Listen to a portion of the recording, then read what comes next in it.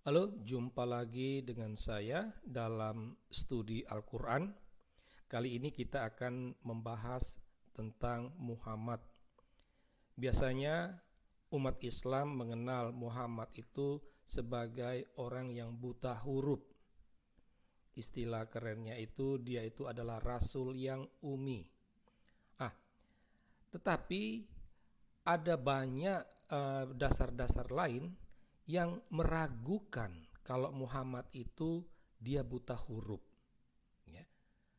Oleh karena itulah, pada kesempatan kali ini kita coba membahas, menelaah benar tidak Muhammad itu bisa membaca atau tidak. Ini merupakan kajian Al-Quran.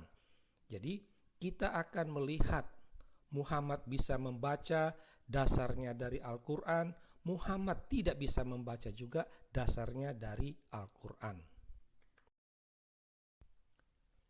Sekarang kita fokus pada statement pertama, Muhammad tak bisa membaca. Dasar dari pernyataan Muhammad tak bisa membaca itu dapat ditemukan dalam surah Al-A'raf ayat 157. Dalam surah ini, kutipan wahyu Allah itu berbunyi seperti ini. Orang-orang yang mengikuti Rasul, Nabi yang umi. Kata Rasul dan Nabi di sini itu merujuk kepada Nabi Muhammad. Sedangkan kata umi itu diartikan sebagai tak bisa baca tulis. Nah, berangkat dari sinilah umat Islam akhirnya menyimpulkan bahwa Muhammad tak bisa membaca. Untuk dasar yang kedua itu ada dalam surah Maryam ayat 16, 41 dan 51. Dalam surah ini dikatakan bahwa Allah meminta Muhammad untuk menceritakan kisah tentang Maryam, Ibrahim, dan Musa. Allah minta untuk menceritakan, bukan membacakan. Nah, jadi jelas. Dari sinilah dapat disimpulkan bahwa Muhammad tak bisa membaca.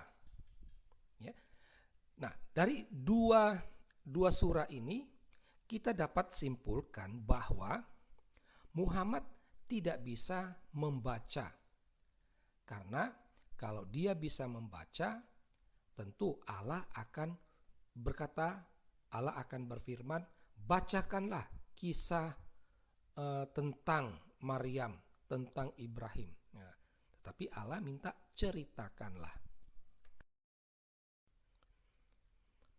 Nah, sekarang kita pada statement yang kedua, bahwa Muhammad bisa membaca.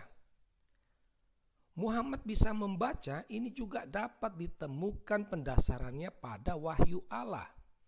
Setidak-tidaknya ada 8 surah yang menegaskan bahwa Muhammad bisa membaca.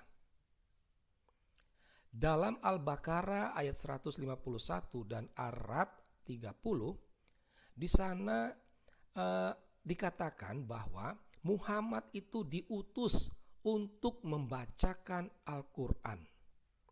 Ini kata-kata Allah.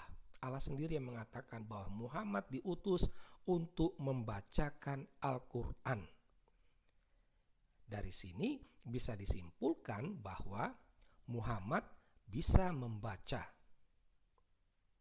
Karena kalau tidak, pasti Allah mengatakan menyampaikan atau mewartakan dan sejenisnya, bukan membacakan.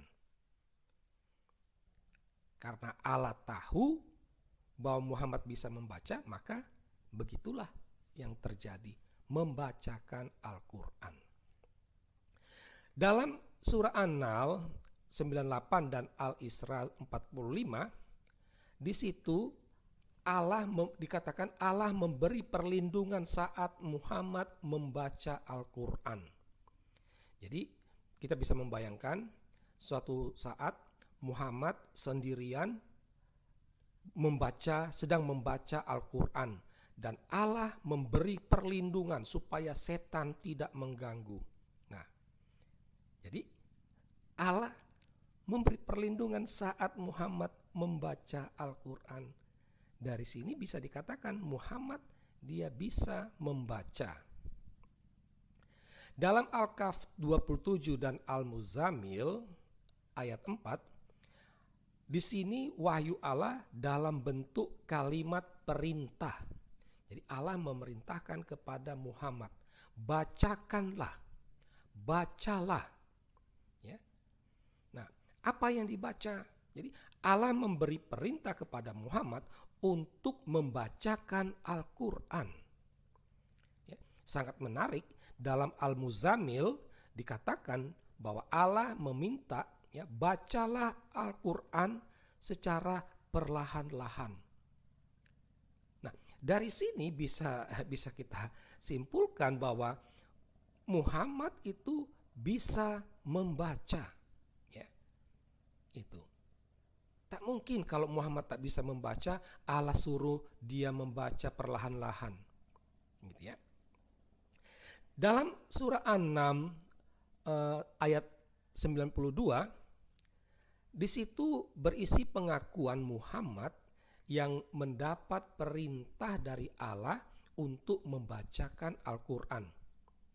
Kalau kita mau kritisi, ayat 92 ini itu sebenarnya bukan wahyu Allah, tetapi kata-kata Muhammad.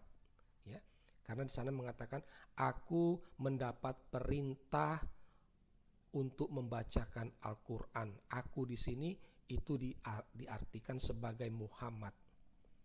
Nah, jadi Muhammad dia mendapat perintah dari Allah untuk membacakan Al-Quran. Dan tidak ada pernyataan protes dari Muhammad kalau dia tidak bisa membaca. Ya, itu. Muhammad melaksanakan, artinya dia bisa membaca. Nah, terakhir dalam surah Al-Jumu'ah ayat 2, ini dapat dilihat bentuknya merupakan kontra Al-A'raf ayat 157. Kalau dalam Al-A'raf ini, ya, Al-A'raf ini yang buta huruf itu adalah Muhammad. Sedangkan dalam Al-Jumu'ah yang buta huruf itu justru pengikut Muhammad. Ya. Allah meminta Muhammad untuk membacakan ayat-ayat Al-Quran kepada pengikutnya yang buta huruf. Ya. Nah, jadi berbeda. Kalau Al-A'raf yang buta huruf itu Muhammad, justru kebalikannya dalam Jumu'ah yang buta huruf itu adalah pengikutnya. Muhammad bisa membaca.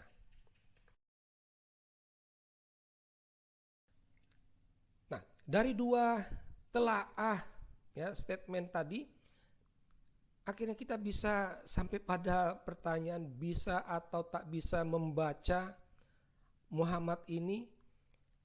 Kita dapat menyimpulkan setidak-tidaknya bahwa ada 8 surah yang menyatakan Muhammad bisa membaca, dan ada 2 surah yang menyatakan Muhammad tak bisa membaca.